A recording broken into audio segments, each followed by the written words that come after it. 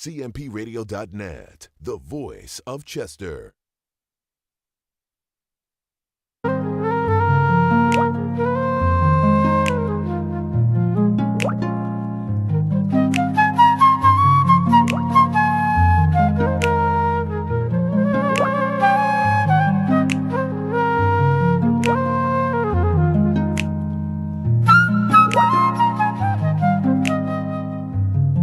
These are the signs of love making.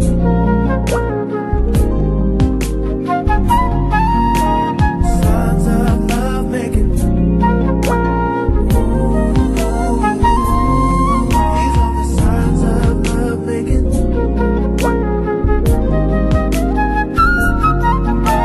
Signs of love making.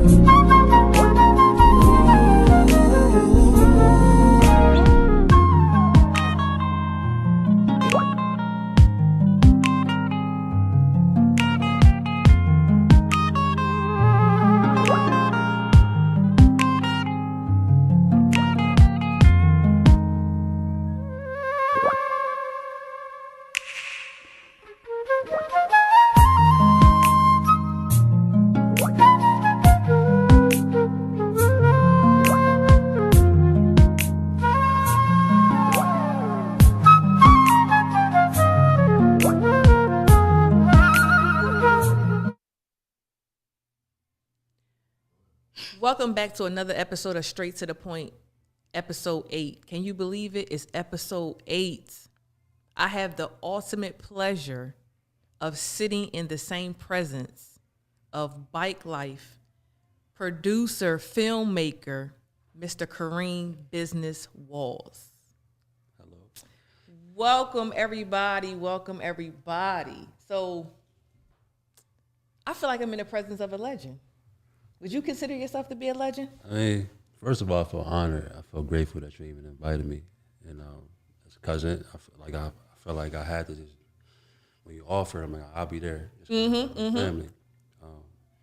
When you say, do I feel like a legend? I'm never going to be the one to ever say that.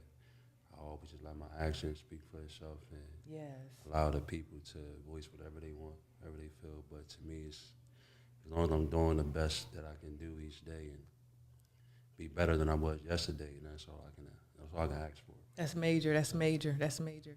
So give us a little insight, but not too much, because I don't want you to give too much away, because I got a lot of questions. But give us a little insight on your professional background. Right now, I am I used to say I was a videographer, photographer. Now, because I've done weddings, mostly bike life videos, started with music videos, photography, anything that involves a camera, I can basically do. And as time went on, I got more to just shooting more cinematic, more like movies where it don't matter what I put my hands on, I'm gonna make it feel like a movie. Absolutely. In some type of way. So it's more than just filming, more than just taking pictures, more than just pressing record and stop. I look at myself now as I'm a creator. From, like, if you look, well, my Instagram is deactivated right now, but when I had it up, I took videographer out of there and I just put created to create. Because I feel like we all created to create in some type of way. Absolutely. Like, everything you see was created by somebody. Even this bottle of water was created by somebody. That's their vision, what they have in mind. So I see myself as a creator now. Wow. I like that. That's major. So who is Kareem Walls versus MrBizness? It's a very interesting question because I had a conversation with my friend Ranisha Seaton. She's a really, really good friend. Like, I call her twin. So I'm texting her. I was like, I feel like I haven't gave Kareem a chance to thrive. I've been messing around with MrBizness for so long, and I feel like that's who I am. And she's like, nah, that's not. Like, who's Kareem? And I'm like, yeah, who is that? So I took some time and just figured out who Kareem was. And then I was like, yo, Kareem is like a very creative individual. Kareem is the base of everything else from the MrBizness, the DJ Biz, or whatever character I decided to create. Kareem is the basic person that starts that with making beats or playing the piano, taking pictures, a basketball player. Kareem is a father first. Like that's Kareem is the base, and it's like the foundation of the house or empire. Kareem is at the base of it. So from there stands big morals. I stand on certain respect. I stand on family. It keeps me going. So without Kareem, you won't see MrBizness. You won't see nobody else. So MrBizness is more so. I always felt like it was two MrBiznesses. It was one when I first got the name MrBizness. I just graduated like college, and I felt like I was a bridge inspector. I was the MrBizness side, just making money. Yeah. And I was like, that's all I was focused on, making money, traveling, money. And I picked the camera up. It was like, all right, MrBizness is straight creative guy. He wants to just paint all the visions that's in his mind. So we gonna rock out with that. But in the midst of it, I didn't balance the two. So I was just MrBizness creative side for so long. Now I'm stepping in the state of balancing the two out with Kareem there. So it's like three different entities that turned into who I am now. So I often see when your Instagram was up, I used to see, I guess, another person outside of MrBizness and Kareem. It just seemed like there was another person there. Is there another person there? Please elaborate. Please elaborate. So you'll have like a video going and you'll be talking in one arena and then it'll switch to another person and you'll be like, well, why? And it's like they're talking to each other. Oh, you talking about when I had like put some thing on my face? Yeah. That was Cypher. I named him Cypher. I actually wrote it down maybe like 2011, 2020, 21 maybe. Any type of experience I was going through when I was out filming, I wanted to find a way to actually paint the pictures, but paint it in a way where it was showing what my experiences were during that time. But during that time, there's always different questions and different routes I had to go. I had to make a decision on what to do. Yeah. So I named Cypher. Cypher was actually someone who was actually trying to help me, but he was said in a way more like a dark tone. Yeah. You got to decipher what he's trying to say. So I named him Cypher because he would come at me like always saying the things I didn't want to hear, like pushing all my buttons. So that voice of reasoning. Right. Basically the voice of reasoning. And he would come at me in many ways, but it's like if I listen and take my emotions out of it, listen, observe without emotions, I can understand what he's trying to say, and that this is basically your higher self trying to guide you in a proper way, but just doing it in a creative way where it's like, yo, I don't know if the audience doesn't understand if he's trying to help you or he's just like talking trash on you. So Cypher, I'm actually making the Chester Homecoming. I was going to put Cypher in there to give him my perspective and his to kind of do it creatively, you know? That's that creative mind. Wow, I love it. What are some obstacles that you've had to overcome, and how did you overcome those obstacles? It's been a lot. I can say that it's been a lot. One, even knowing one of the biggest obstacles was the gunshot wound. That was a tough one, and it took me like some time to really get over. Maybe like 4 years to really finally just be done with it, and more so at a peaceful state. But between that, people don't know I got divorced in this time frame.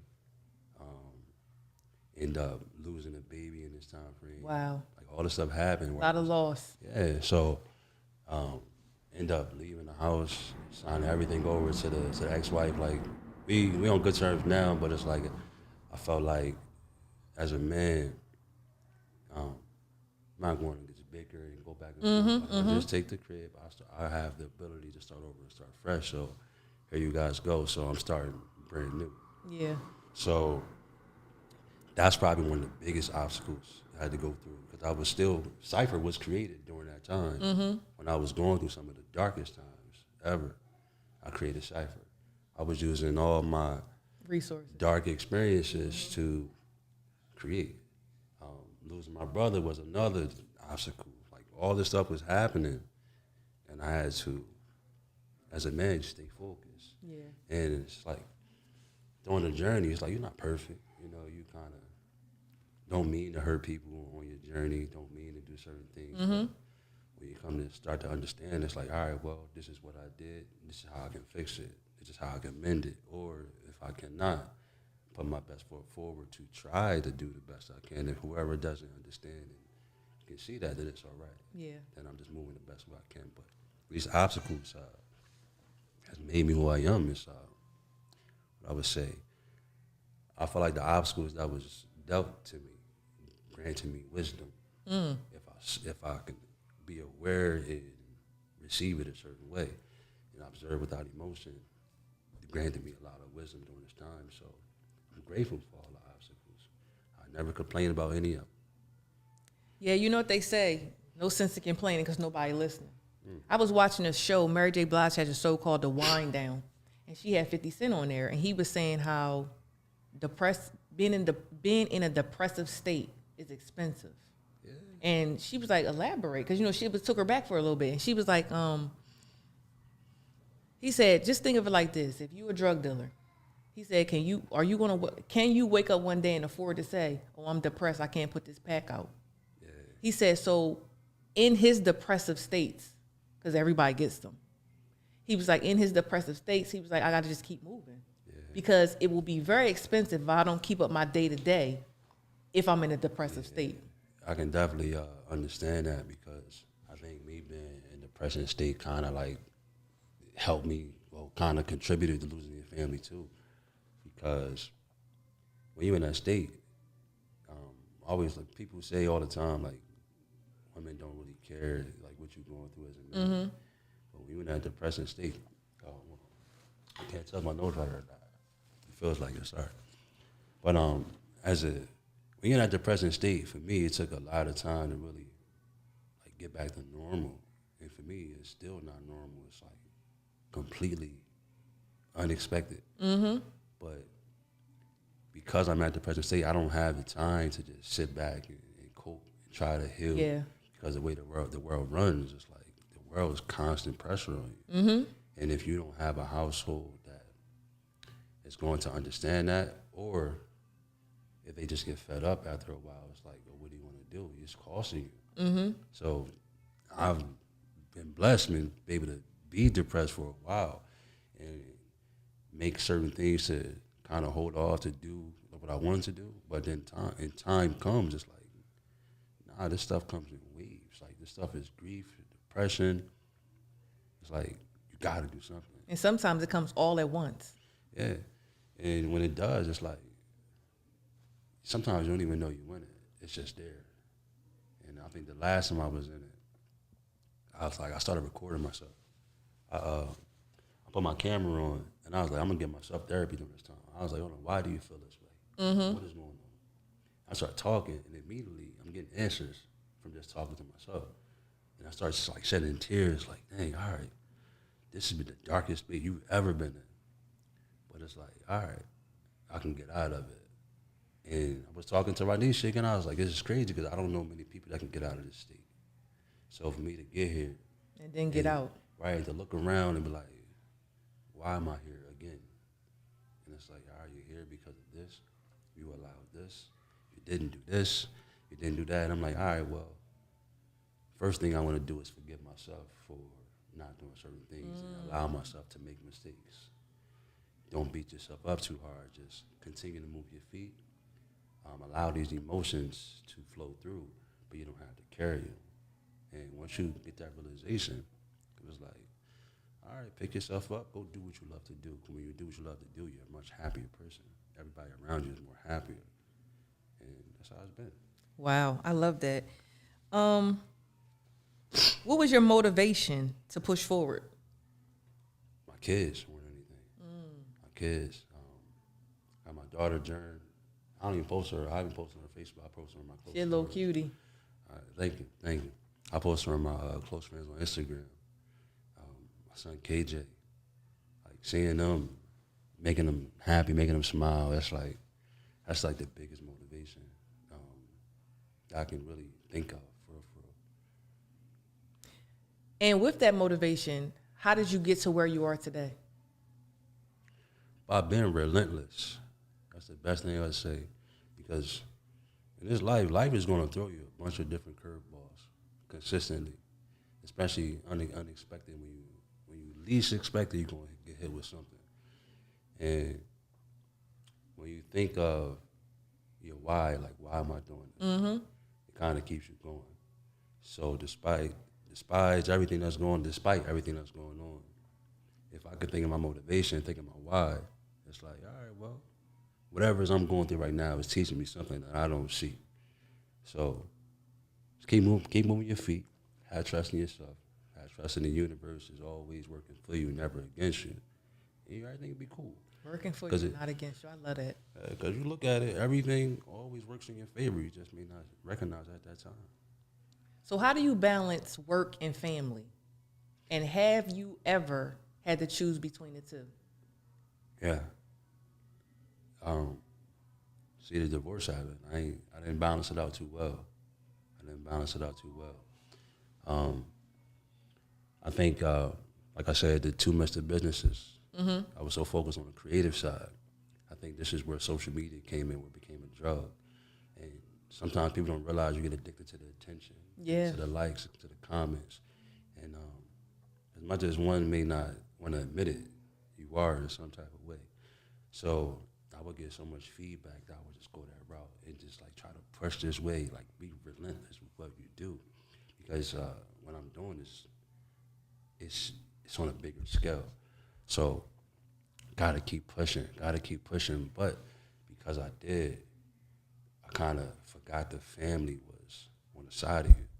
And instead, I act like they were behind. And it's like, nah, your family's here. Yeah. But you're not seeing it that way. I'm just you got tunnel vision. And after a while, when I started to see that, like, all right, you have to be selfish. I have to move selfish or selfless. I forgot what I said. Move selfishly to be selfless. I forgot exactly what I said, but I had to move in a certain way because what I was doing was like a greater good than what people saw. So to many on the outside looking in, or people close, they're like, all right, well, he's always here, always doing this because you guys don't know what I'm doing it for. End of the day, as long as my kids understand what's going on, I have like open line of communication with them, then I'm cool. I ain't gonna stress out. But now it's like, it's definitely more balanced, whereas take your time, take your days. When you got your kids, you stay with them. You got your work, you focus. You do the work, yeah. Like now is one reason I'm not on social media, because I had to realize how much I was abusing social media. And being on there, it's like, if you look at the screen time on your phone. I never looked at that. And you know, the craziest thing is I can get so engulfed in social media. I can look up and be like, wait a minute. I thought I was only on here for an hour, and it's like 2, because you just constantly scrolling, reading the comments, constantly scrolling. Like, it is addictive. I was on there for 22 hours, like 3 days on social media. Didn't even realize it. Wow. And I'm like, you're not being productive. This is where you're balanced. This is not helping you. This is a drug that you're abusing. Cut yourself off. I cut myself off. I found myself keep going back to Instagram. I'm like, yo, I'm not even signed on. I'm like, yo, this like 10 times in 20 minutes. Like, what are you doing? So, Force a habit. Learn something to cut it off. Force a habit. Wow. So at what point did you know it was time for a change in your professional life? Because I know you as the bridge inspector. You know, I know you as a lot of different things. So when did you know that you needed to switch from, or not even when did you know you needed to switch? How did a transition come about from one to the other? I'll give you both answers. I knew before I even got the job that I knew that wasn't what I was supposed to do. And nobody understood that. Even in school, it was like, what are you going to do? I was like, well, what's the best option for me to get out of here to make the most money? They're like, all right, well, you can be this or that. I was like, well, I'm going to pick that. So I did that, but immediately I was like, I'm going to do this for 5 years max. Yeah. I know this is not what I'm supposed to be doing. Whatever that time is, I'll just go on faith and just work through it. Once I got behind the camera, I was like, yo, this is it. Like the first 10 minutes, I'm like, yo, this is it.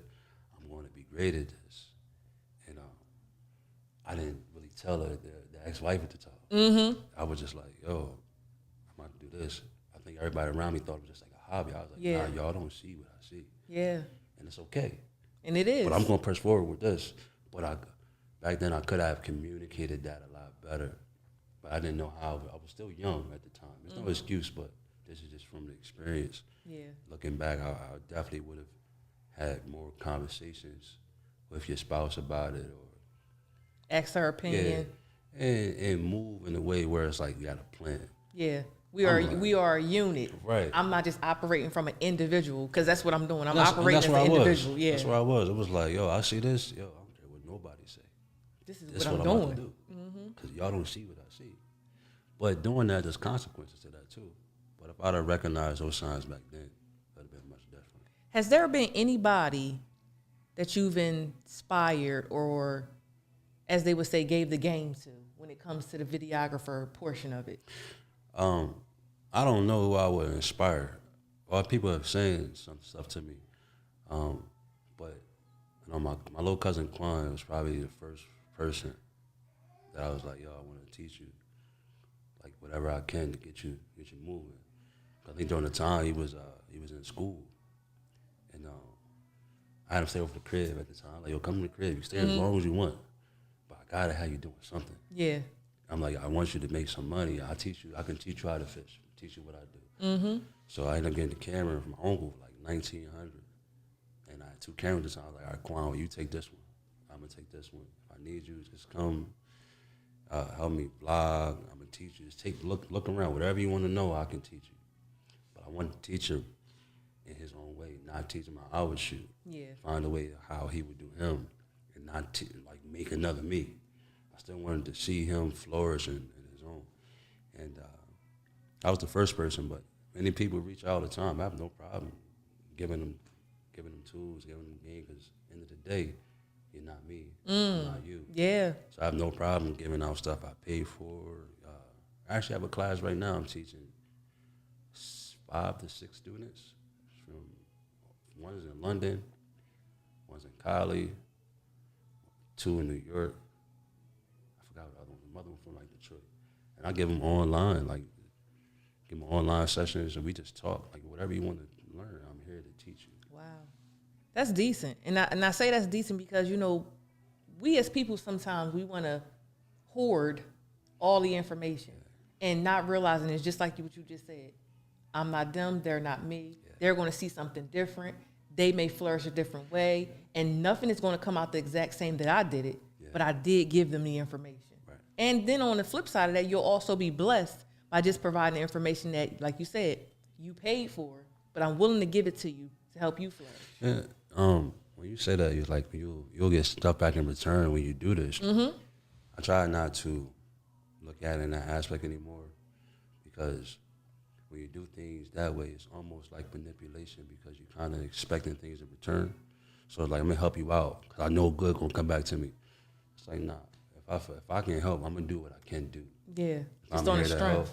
It's all on the strength. I don't need nothing back. Now, if you offering something that's like, yo, don't kill your pockets. If I got enough in my pocket, I'm all right. Meaning, how can I help you? Give me what you can give. If not, I'm still going to help you. Period. And there's been plenty. I operate like that. I don't care if people would kind of come scared to come talk to me about shoots and stuff. Like, Mr. Biz probably charge like $5,000. I could. But it's not about the money. It's not about the money. It's really about helping others find themselves and helping them evolve through their creations, through their ideas, giving them the confidence to go do what they want to do. Exactly. Wow. All right, so let's flip to another side of your life. Can you describe bike life for us?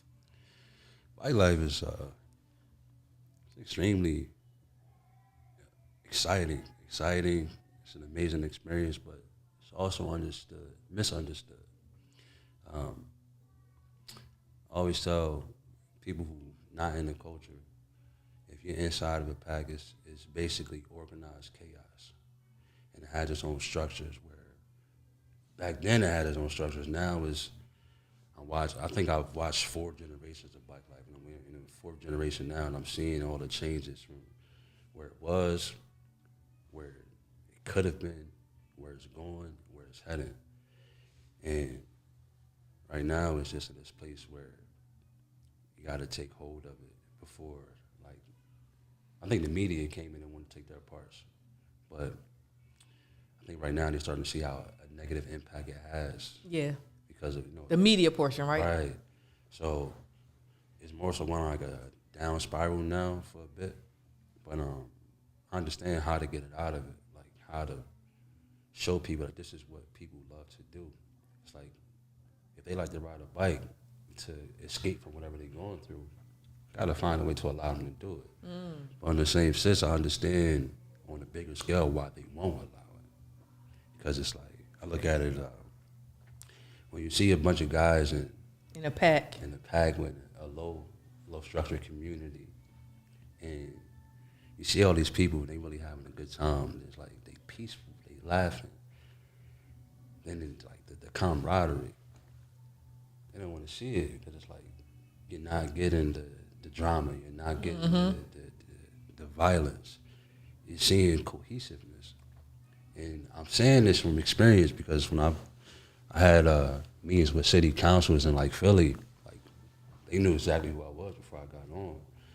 And I'm hearing them talk like behind the scenes. I'm like, you guys want to help, but it's more financially gained. Yeah. And you guys have put it out there like you want to do something, but then in the back end, you're like, yeah, you're going to drag our feet as much as we can. To build more laws, to put money in their pockets, and then lock them up and get them off the streets. Take the bikes. It's just crazy. So I don't even get mad at it no more. I just find ways to make my own solutions the best way I can and just move the way I move. So why was it important for you to document while also bringing awareness to it? Because I've seen a lot of videos where it's more so like you're doing like a whole mini film. And it's so decent because it looks like you're on the back of a bike, and I'm sure you are. On the back of a bike or moped or something. I'm driving. You driving? I drive my own bike and film. Oh, wow. Yeah, I used to have people drive me around, but once I got caught, I got locked up in Compton over it. I don't know, it's a video online. You can't see, I took down all those videos. But it's up there. I got locked up in Compton for allowing somebody on a 4-wheeler drive me around. And I said, I'm never letting nobody drive me again. Yeah. Since then, I've been driving myself on the scooter, filming. While filming. In the middle of all the chaos. And yet you say you're not a legend. I've been in cell, the camera be over here. They be like, sis, what happened? And I'll be down. How many times I done fell? I done hit a couple cars. Well, the last car I hit was a child. He was double parked in the street. And I stopped and made sure he was all right. Like, I ain't want to be... It's like that person. Yeah, it was kind of weird because I'm always preaching about, yo, make sure you talk to the people you can help out, like do the right thing. I'm in New York, and it's like a pack of 200 of us, and everybody saw me fall for once. They're like, oh snap, like Biz fell. I went right to the guy, like, yo, you all right? You good? He's like, yeah, I'm good. I'm like, yo, what's your number? I'll take my number down. I'll pay for the damages. He's like, yo, you're fine. I was like, yo, take my number. Exactly. I don't want to be like. I don't want to be that guy. I don't want to be that guy. Yeah. So there you go. After that, we took all, there was no issues, but I think he might have been kind of worried because of the people around. And I think the whole pack went to like protection mode for me. Yeah. It's like for certain people, packs move differently for certain people. The packs are waiting for me. If I'm in the city, like I had 300 people waiting in one spot for me just so I can get there. I'm like, I got a different type of love for the community, not just in this area, but literally around the world. And I never take that for granted, you know? That is awesome. So when did you... So initially, did you start out wanting to ride, or you just was doing the film aspect of it, but then you got involved with the ride itself? All right, so you asked me earlier, like what made me want to document this way. I think when I saw it for the first time, I actually wrote about this. It's actually my phone. I wrote about it called Lucidity. I wrote about this about 4 years ago. I was at B Street, seeing everybody ride for the first time. I know as a kid in Chester, I always wanted a bike, but I never could afford it. You know, family just couldn't afford it. So I finally saw it for the first time. I'm like, yo, this is crazy. I seen the black people, seen a couple white people, I seen Puerto Ricans, all in one spot. And I'm like, I felt like everybody was from different hoods, but they all was just like nothing, no issues that day. Yeah. Everybody was at peace. Yeah, so I was like, this is the media painting this picture like, hey, he's such a bad It's guy. multi-chaos. I'm like, it's not that bad. I'm like, this is amazing. Yeah. And then once the cops had pulled up, they kicked us out like B Street. And like everybody on the go now. I'm like, y'all just messed up a good day. And then throughout the day, later on that day, like, yeah, we have 200 bikers illegally riding the streets, all these stolen bikes. I was like, hold up. That's not what happened. I was like, yeah, I'm about to be the voice to really show what's going on because they not going to do it. So my whole objective for years was to show the world what contrary what they show. Mm-hmm. And through time, like, I'm going to keep fighting this battle. I got to move differently, more powerful, because this is going to be a stalemate every single time. I'm never going to win with these guys. Yeah. So now I'm just moving on a whole deeper level to still have that same message, but on a bigger scale, quietly, in a way where it's just like, it's stuck up on you like a dream. It's like, you don't even realize you're in it until you're there. You're like, yo, I just watched something that really just changed generations from now. So. Wow, that is impressive. Let me see. So what would you say to those pack of people that's always, as they would say, denouncing bike life? Oh, they're dangerous. All the bikes are stolen. You know, hide your kids, hide your keys, hide your wife. Like, they're just move out the way, Lucille. What would you say to those folks? I'm at a space now where I'm not even trying to prove nothing to nobody. So I say to those people, hey, peace and love to you. Peace and love. And just watch their work, because end of the day, it's like this is something that people really enjoy. And of course, there could be a better way of doing things. Mm-hmm. But if you just take a step back and look around, and ask yourself, is anybody really trying to help these individuals? And you start taking notice and making your calculations in your mind. You're like, I see why they doing what they doing. Yeah. This is what they love. They kind of put them in a corner. What are you going to do? They're going to do it regardless. And like, imagine you love to write, and somebody like, nah, you can't write today because we believe this is wrong. Well, where can I do it at? We've asked you millions of times, could we do it here? You brush us off for years. Could we do it here? Nope, you can't do it there. So then we do it in the safe spot, they kick us out. It's like, well, what do you want us to do? Exactly. So, because the bikes themselves aren't illegal. You can purchase a bike whenever you want, however many bikes you want. You think about it, like, if they so bad, then why do they got most of the sales in the urban communities? Why is that? That's correct. And they keep restocking in those communities on purpose. They do. It's a game that a lot of the riders and people don't see. And I've seen this. That's all I do is watch it. I see it. It's just like it's a game with them. So it's like, all right, y'all play your game. We gonna play our game. I'll play mine. So do you ever foresee there being any camaraderie with like city officials, whereas though they will allow where they will allow the bike life crew to have a safe space and have rules that are safe enough, whereas though it's not like we're saying you're breaking the law, but we also want to respect the creative space that you guys and girls have. And do you ever foresee that? All right, so there's going to be two answers here. Because the one answer that people would see me at always going to be positive. Yeah, it's going to happen one day. Yeah, it's going to happen. Listen, from my experience and what I've seen, they're going to keep fighting. Yeah. They're going to keep doing it. So I always tell riders, just stop looking for sponsors. Stop trying to, well, I don't like telling anybody what to do. Yeah. But from my experience, I am no longer trying to mend that bridge. I can always be respectful. Mm-hmm. Like, listen, I know you guys don't like this, but look, we'll be out of here in a couple minutes, boom, boom, boom. I'm always be respectful. I'm never going to disrespect that side at all. But through time, I realized just focus on what we love to do, find a way to make money from it, or just to express. That's when it comes down to really just expressing. Find a way to express in a safe manner for you and your family. Whatever route which works for you, it works.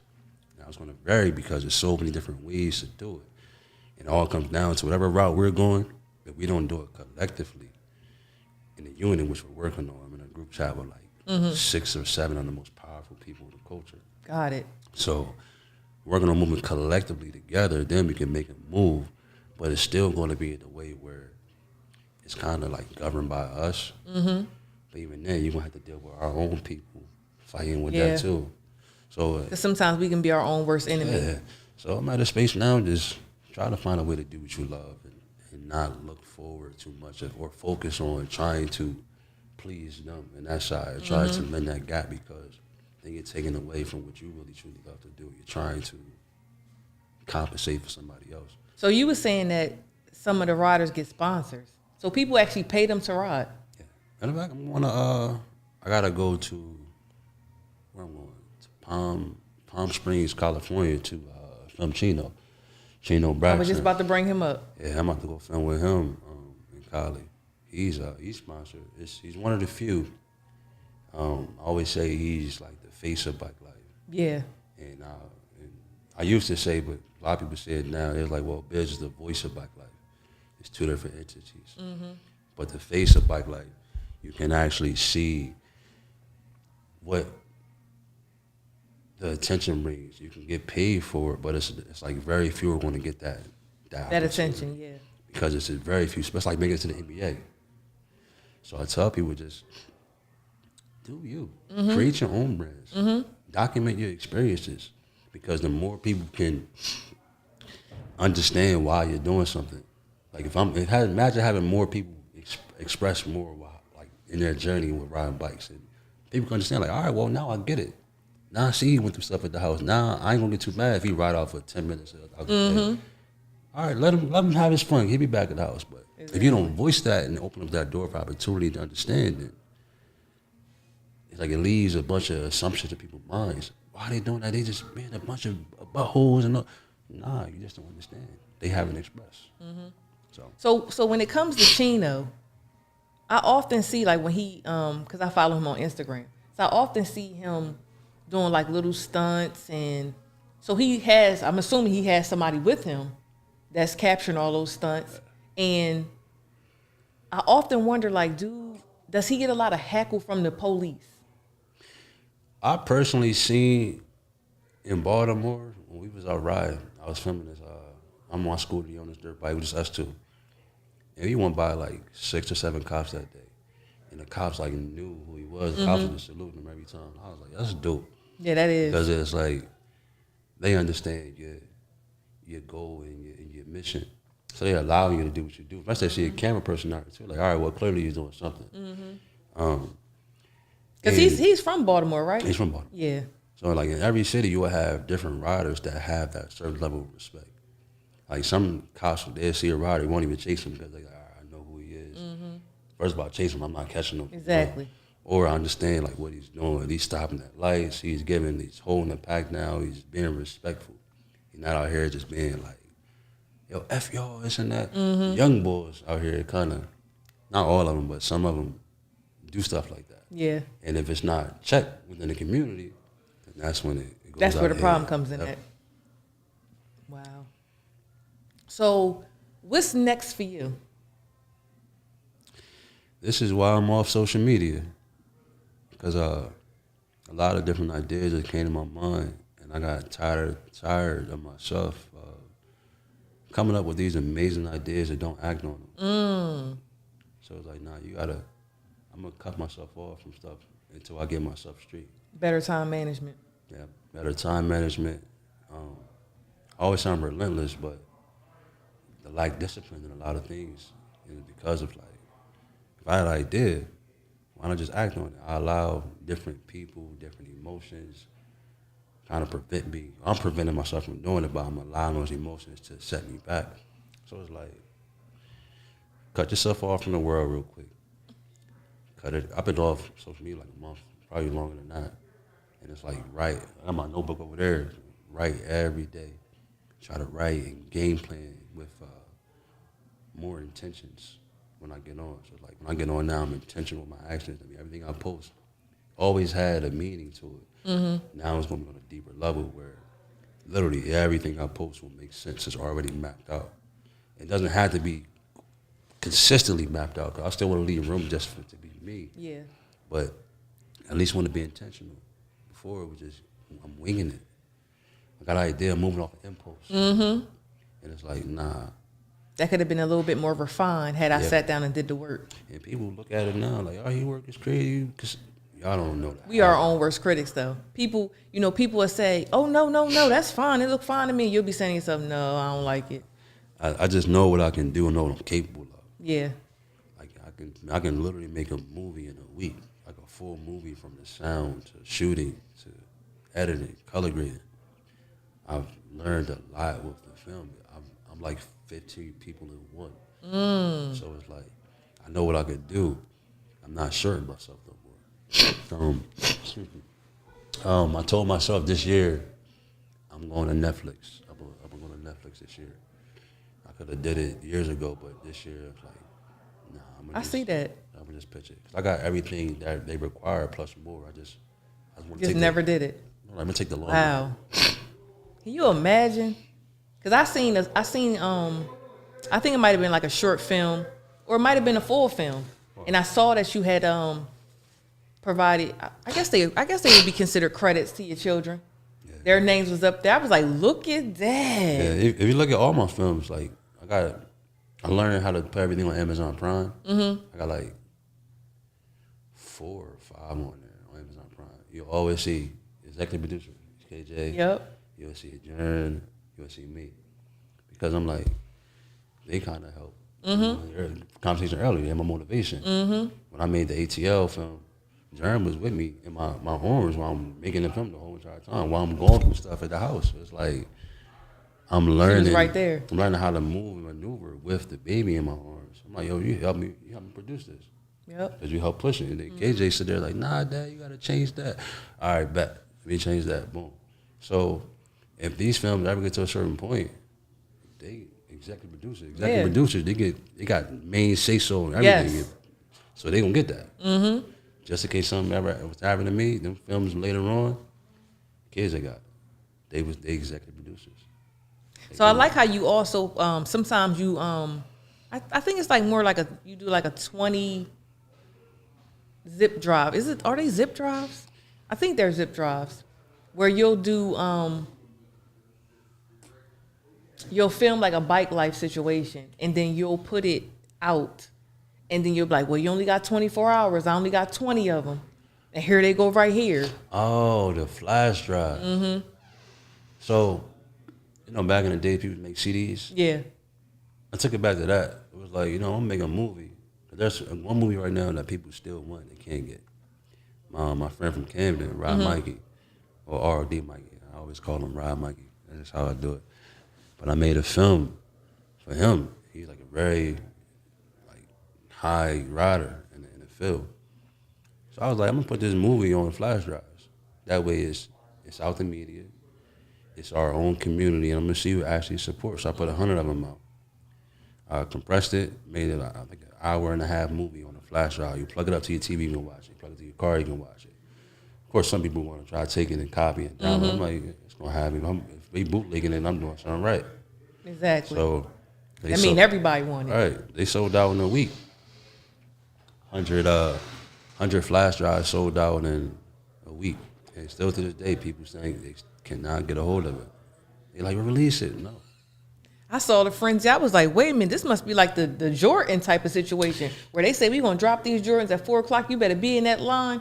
You had them zip drive. I see the numbers go down. You was like 10 left, 5 left. So if you want it, you better hurry up and get it. So I make it exclusive. Even I got stuff now where I took all the videos down from YouTube. 600 videos. I took them all down.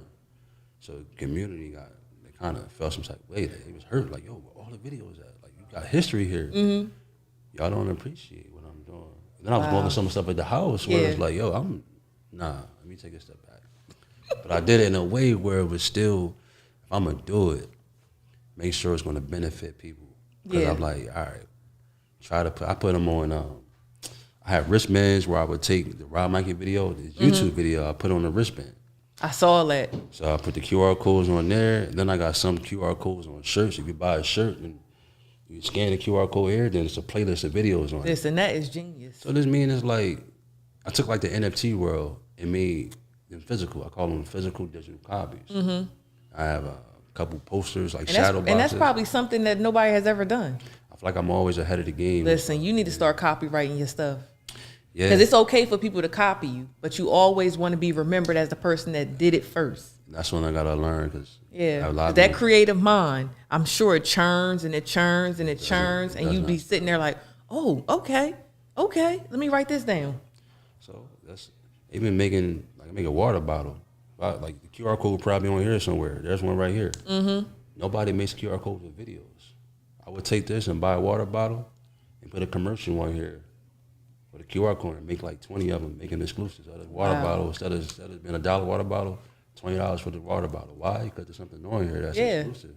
Wow. And it means something. You might not ever even open it. Never. But it's exclusive. Wow. So we always wanted to be exclusive. I love the exclusivity. And I realized that. I realized the world operates that way. So try to make it exclusive. That is decent. I made it a physical digital copy.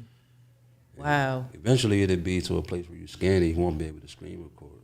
I had to find a couple good tech guys who to show you they can show me, but they already great in that category. So you just use them for that aspect. I'm like, listen, how can I help you?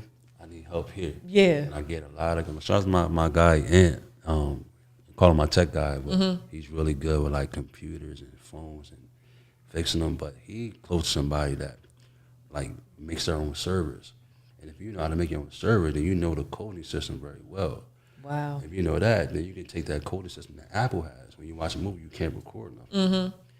For me to get it, it's gonna cost me $10,000 to buy, but they can do it for like $500 because it's that intelligent. Mm-hmm. So it's connecting with the right dots and just making all your stuff exclusive. That's where that networking comes in at. Networking. Wow, that is exciting. I love it. And just the mere factor that you created it, you brought it to fruition, and that you can then in turn use that for someone else's product and gain a whole lot of money from that. Yeah, somebody asked me, Chester asked me, she asked me how to do the wristband thing. Mm-hmm. I had no problem telling me. I'm like, look, here's the site.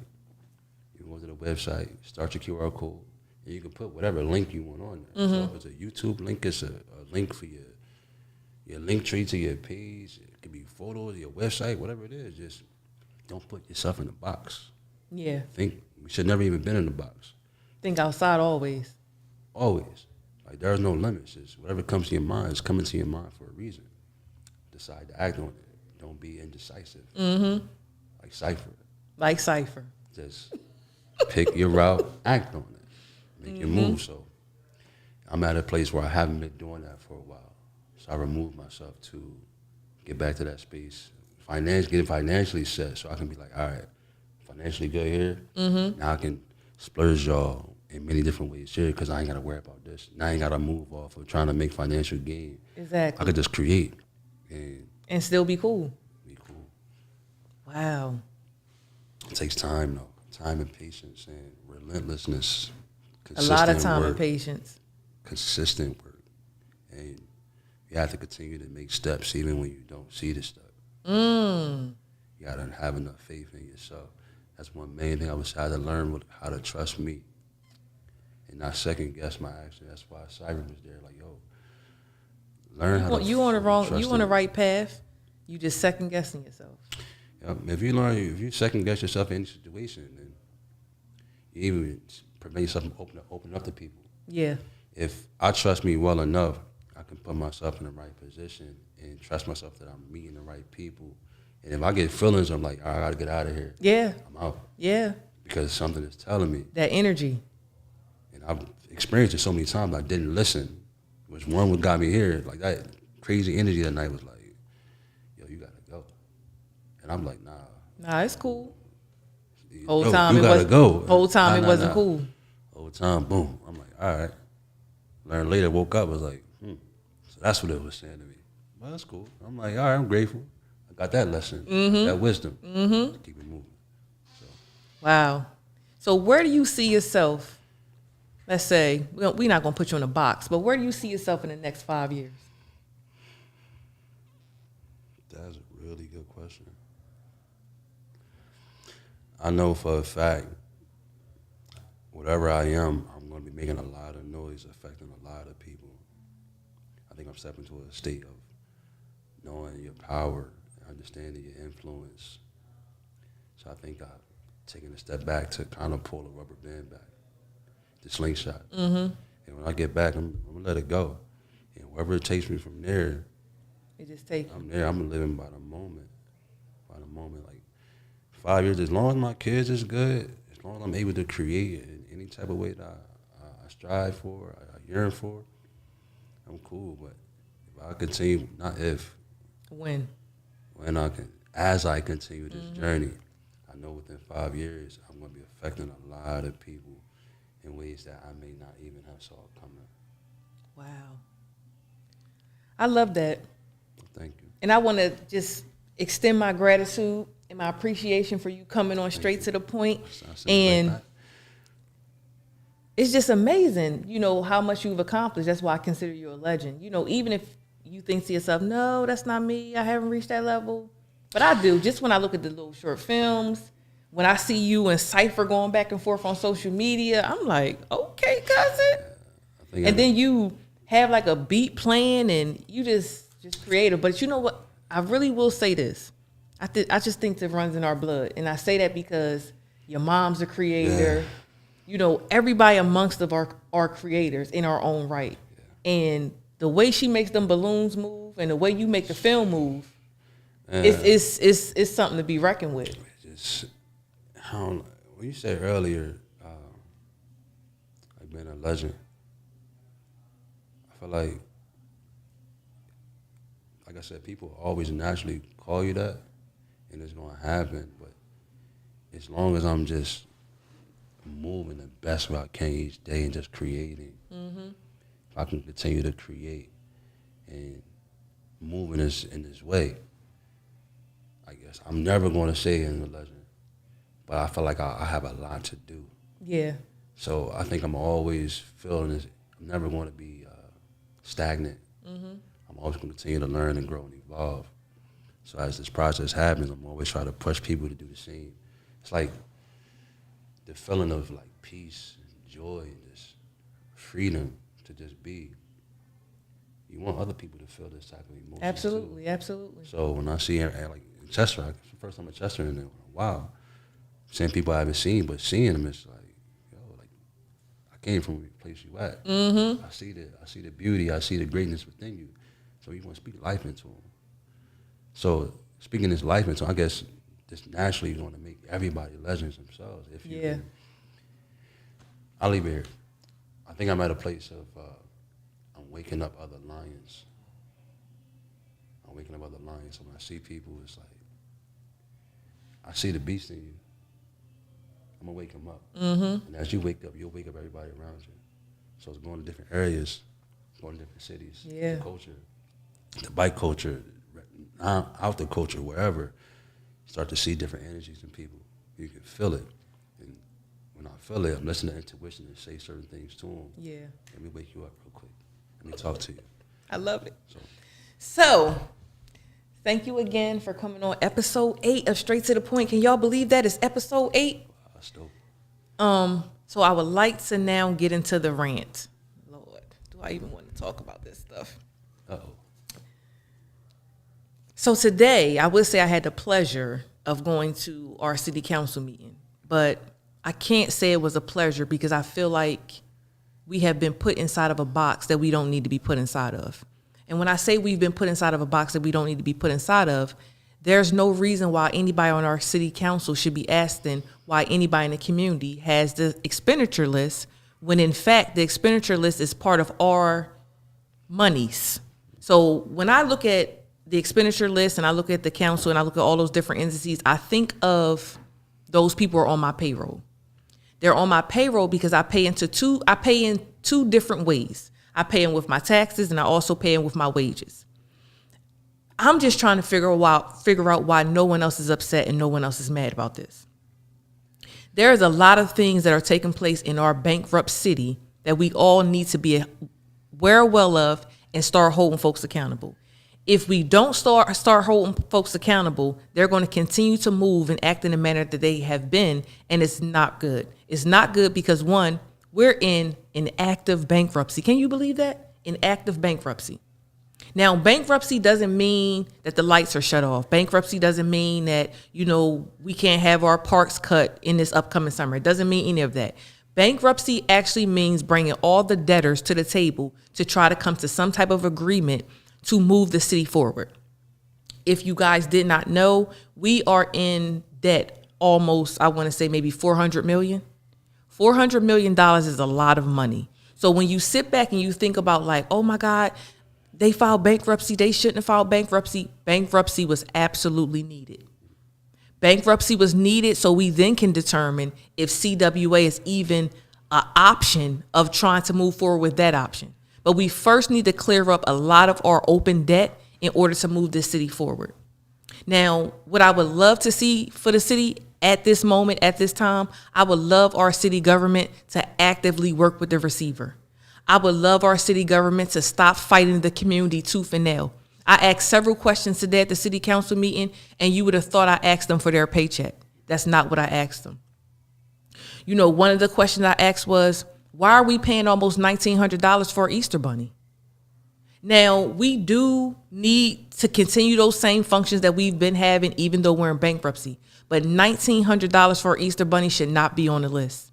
And even if those funds are coming from a different entity and we're being reimbursed for those funds, we still should not be spending those amount of funds for an Easter bunny. I'm sure it's not going to be a real Easter bunny. I'm sure it's going to be someone that's coming dressed up in an Easter bunny costume and charging almost $1,900. The other thing that we don't need to be doing is paying $1,500 for balloon arrangements, Easter eggs, and different things of that nature. If you are not aware, there are 2 different Easter egg celebrations that will be taking place in the city of Chester. One will be on the 1st, and I think the other one will be on the 8th. I'm not sure why those 2 could not have been combined into one event and we maximized all of our resources, because the one Easter egg celebration is being sponsored by many people. I'm not sure why we could not have extended the sponsorships and then made it one event. We have to start thinking smarter and not harder.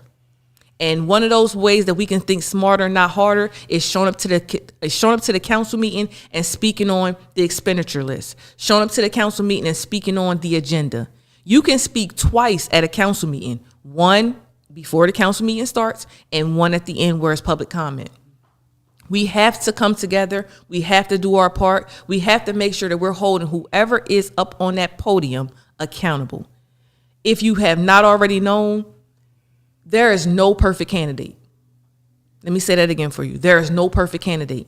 But can we help to mold the candidate? Yes, we can. Can we help that candidate give and provide us the best things that we need here in Chester? Yes, we can. We want to be looked upon as a thriving city, not somewhere where everybody goes to die. I'm going to say that again. We want to be looked upon as a thriving city, not where people go to die.